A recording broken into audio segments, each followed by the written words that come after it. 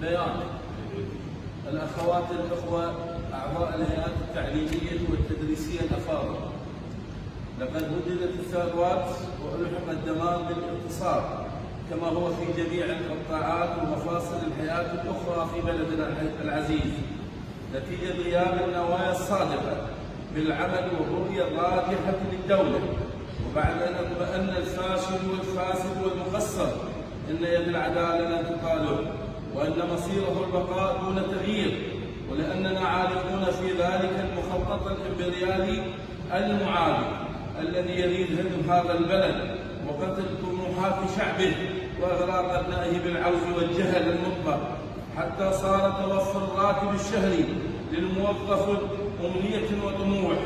عن كل هذا حذرنا وتحدثنا وما زلنا نقول بصوت عال إن النتيجة لن تكون إلا الفشل، ويتبعه الفشل إذا استمر السارقون والفاشلون يتربعون على مقدرات هذا البلد وخيراته.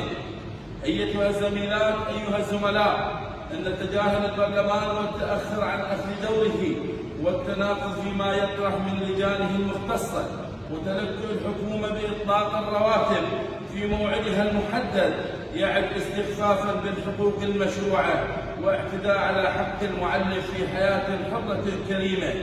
وأمام كل هذا ستبقى نقابة المعلمين العراقيين على مواقفها الداعية للإصلاح هذا الواقع المؤلم بتلك الروح الوطنية الواعية والمهنية الشجاعة، داعين الجميع الوقوف صفا واحدا لانتزاع الحقوق.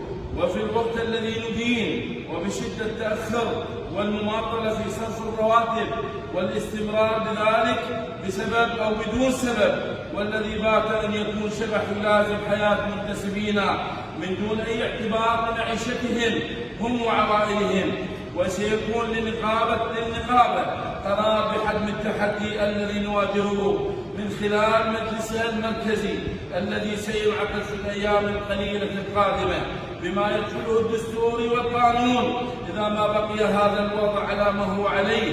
ونؤكد أننا قادرون على المقاولة والمقاومة، فلا تختبروا صبرنا فإننا أقوى بجماهيرنا وثقتنا العالية بأنفسنا ومنتسبينا.